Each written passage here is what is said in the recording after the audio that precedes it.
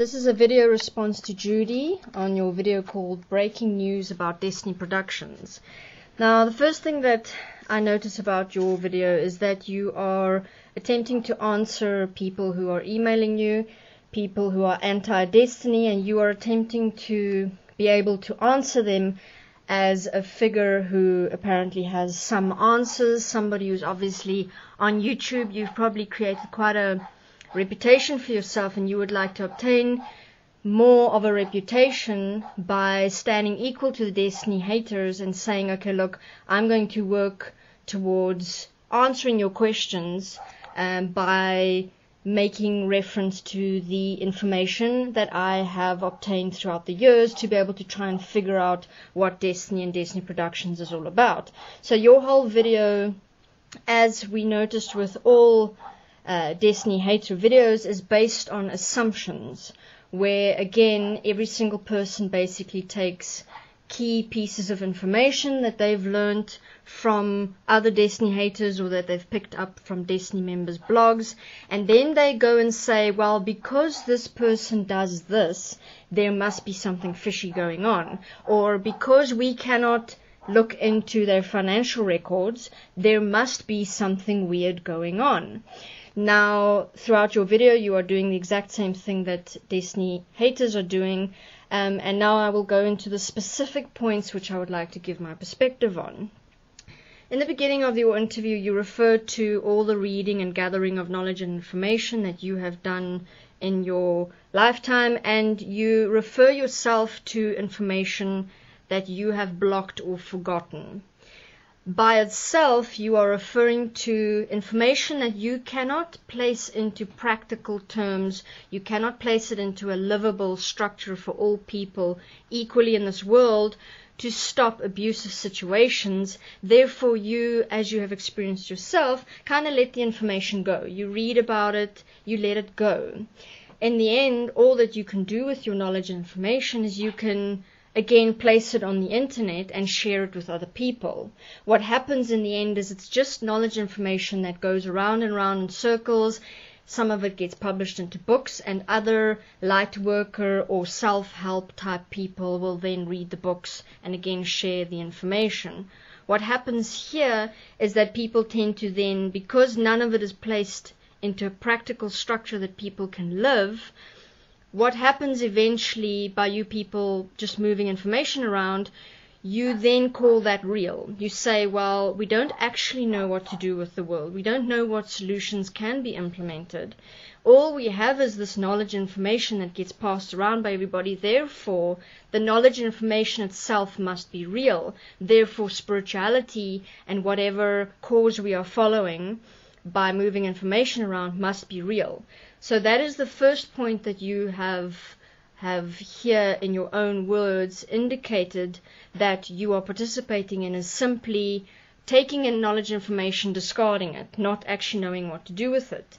Whereas at Desteni, what we are doing is we are taking information and we are dismantling it. We are looking at the construct of how in the first place knowledge and information was created by people. What purpose does it serve? Is it there to alleviate pain, fear? Is it there to give people a specific personality? Is it there to make you feel better about yourself? You know, what is the reason for any piece of information to have been formed in the first place? Then we go and we say, look, that's all nice and everything. It sounds very nice, like beautiful spiritual terms and enlightenment and all that information sounds very nice, but cannot be lived in this world, in this capitalist system where people are being abused every day. That information cannot be used and cannot be placed into an actual structure that will stop pain and suffering and abuse. So we, first of all, say, is knowledge information valid? Can it be used? Yes, no. If not, discard it, let it go, and let's work on actual solutions. Okay. Now, the next point that you mention is that Bernard Pullman stole ideas from other people. First of all, Bernard Pullman never said that he came up with things like self-forgiveness and writing. Okay. What he did say is that anything that has been termed self-forgiveness has always only been self-forgiveness within making oneself more acceptable to the system. It has always been about forgiving others. One never fully self-forgives yourself because you are always just trying to survive. So you are trying to survive within, say, for example, an abusive relationship, or within not having money, or within having to prostitute yourself for money or work a dead-end job for money. And people's experiences become what it is because of that. And then they try and apply self-forgiveness. Now, what we're saying is that let's look at changing the world system as it is, which places people in these stressful situations where you actually have no choice but to survive. At the same time, we are saying let's actually forgive self for everything that you've ever accepted about yourself as a definition that is not equal in one to one's physical body. Here, in other words, we've accepted ourselves as a mind concept. Everything that happens in the mind, I'm powerful, I'm spiritual, I am of some higher purpose. That's everything that we've created in the mind, and through that creates separation and points of wanting to separate ourselves from other people, because what do? We eventually think we are more special, we are different.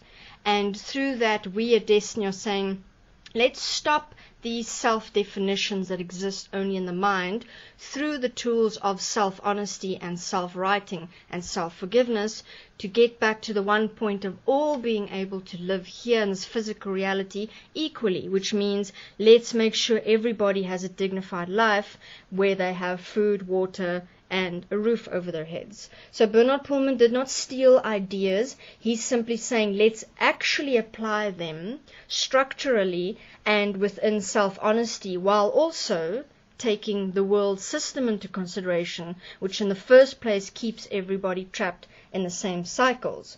So what did Bernard Pullman do, for example? He took the tools of, first of all, of spirituality, channeling, enlightenment, and he walked that for a few years, and then he found that there was no point to it and he was going in circles.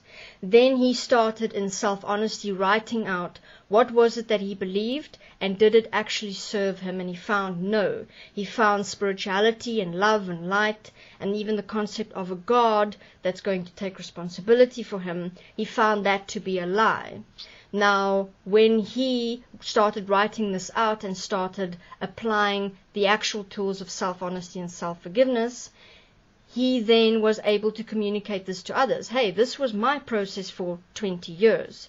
The rest of us who joined him, who also came from our different life experiences of walking spirituality and, walking through the system and seeing that something is not quite right, and as humanity we're going in circles, we then looked at what he had to say and then looked at our own life experiences and then applied the basic mathematics of common sense for ourselves and saw, but wait a minute, oh, okay, I see now that my beliefs were actually not supporting me and that what I've been doing all along is not effective.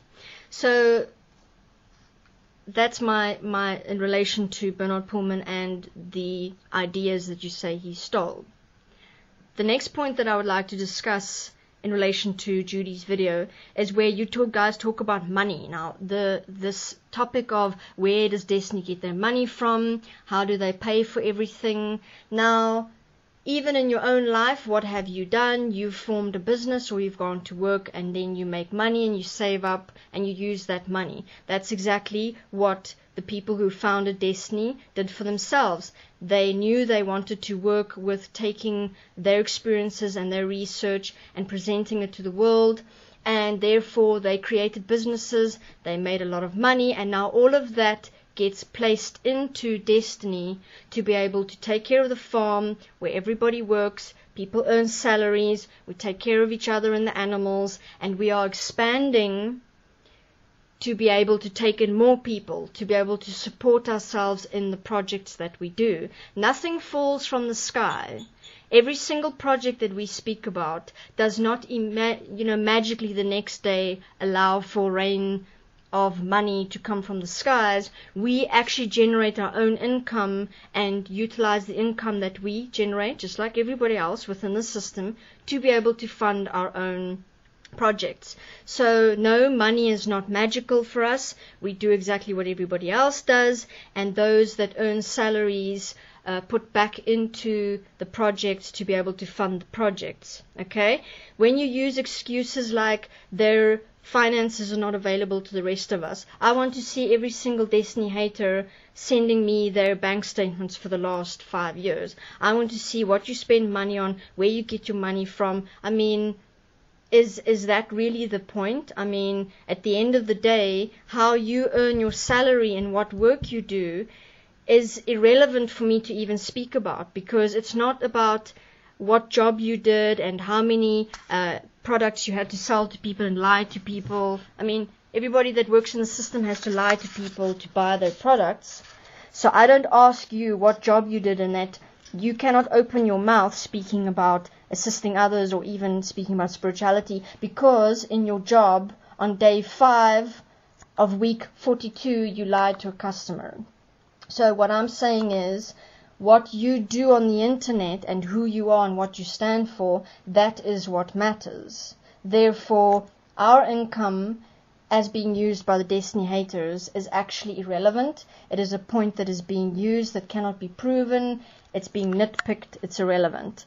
So you go on to speak here about that we say love is evil and all of that stuff, and then you quite conveniently, as the Destiny haters do, tie that in with Bernard Pullman having sex with so many women. Again, if we had to go and take every single Destiny hater and ask him what his sex life looks like and what little pictures he has existing within his mind and what he uses to masturbate to, we would all have a good laugh at each other. Therefore, one's sexual life and how you express yourself here in the physical and sex has nothing to do with what anybody is doing. And therefore, to try and tie that in with how can we speak about love, I'm saying to you, we are saying that it is what people allow in this world in the name of love that we are saying, let us stop the allowance in the name of love. If you have a true love of humanity, you will not stop until you have found actual solutions that will stop the abuse that is existent in this world. So the next point that you refer to here is that negative things are coming up, therefore there must be something to it. The Destiny haters must have a point. Really, I can say many negative things about every single person who participates in Destiny hate. But to try and then say, therefore there must be something wrong, you know what you are busy doing, and you know what every Destiny hater is busy doing by saying, therefore I have said it's negative, therefore there must be something going on. You know what you're busy doing. Then to try and say that the people who are involved in Destiny with the channeling must have gone through some kind of abuse, like sexual abuse, again, that is attempting to make something out of nothing so that people can prove a point. First of all, the portal is not a channel. Okay, we have placed our research on our website about what is the difference between a channel and a portal. Secondly, there is one person who is the interdimensional portal. The rest of us, when we do our blogs and vlogs, we write about our life experiences, which are no different to any other person's life experience. The reason why you people react to us sharing our life experiences is because you don't want to share your dirty little secrets and the things you've had to do for money and the things you've had to do to survive and the abuse that you've caused to others and what others have done to you.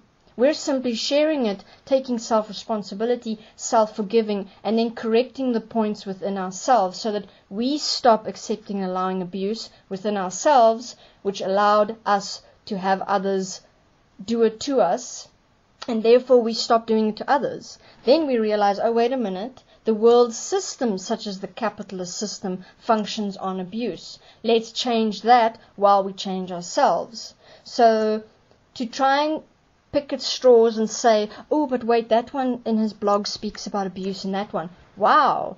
Who hasn't in some stage of their life been in an abusive relationship or had an abusive marriage or had a parent who was very strict with them? You are now saying that the Destiny members who are very open about all their experiences have been abused, and therefore this strange abusive, which could be sexual abuse stuff, is what they're actually channeling through as the negative experiences of themselves.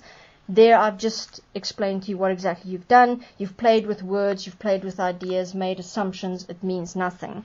So that is my perspective on this particular video. I will be doing more perspectives in other videos. Thank you very much.